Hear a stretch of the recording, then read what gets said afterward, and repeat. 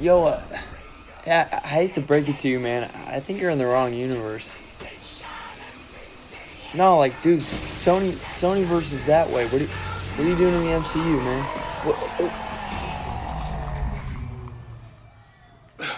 hey, yeah, that way, dude.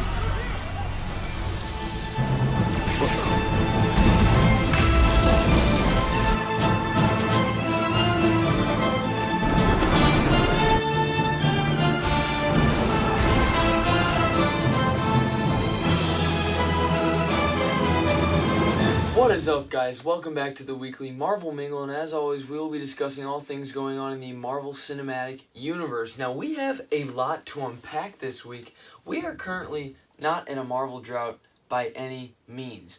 Let's get right into it. Now, this is pretty funny that this is one of the smallest news stories this week because this is pretty big. We have a brand new actress making her acting debut, seemingly. Iman Vellani has been cast as Kamala Khan, aka Miss Marvel. She's very young. She looks like a teen, as Miss Marvel should. I can't wait for her series, and we do know that she will be showing up in future MCU movies, so that's going to be awesome to see her. Can't wait to see that teen dynamic that she has with maybe characters like Spidey. So congrats, let's get it, Miss Marvel. Now hopping into our headline story this week. Out of nowhere, I'm so confused still, but reportedly, Jamie Foxx is set to reprise his role as Electro in none other than Spider-Man 3. This is the last thing I would have expected to hear this week in MCU news. Jamie Foxx himself has confirmed this, and he even said on social media that he, quote, wouldn't be blue this time. So maybe they'll be going for more of a classic look for him. I don't know. I liked the modernized look of Electro in The Amazing Spider-Man 2, but I thought that movie was all over the place and it was pretty corny. I do like the idea of Jamie Foxx's portrayal of Electro. It was just how he fit in with the rest of the film just kind of set me off a bit. But given that Jamie Foxx is returning as Electro, a lot of us are thinking that this could be a direct tie to the multiverse. Now, a lot of people are speculating that this could come as a direct result of the events of WandaVision. People are theorizing that in WandaVision, Wanda could accidentally set off the multiverse or accidentally open it up, leading straight into Doctor Strange and the Multiverse of Madness. So I definitely buy that Wanda could set off this multiverse, and that could cause for Electro to pop up in Spider-Man 3. And we already know that WandaVision, it leads right into the Multiverse of Madness. So I definitely think the multiverse will have repercussions on all sorts of MCU properties. Seeing these rumors, it looks very promising. So I'm all down for this. I'm excited for what Marvel has in store. Lots of excitement brewing with the multiverse. Endless opportunities. And with this, of course, a lot of people are speculating, are they going to bring back Andrew Garfield in a cameo role, or even Tobey Maguire?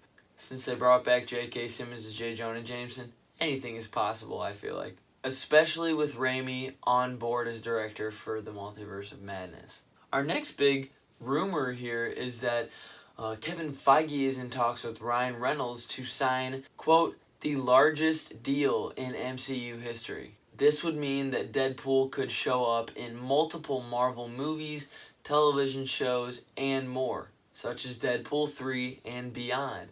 Now, this is exactly what Deadpool is for.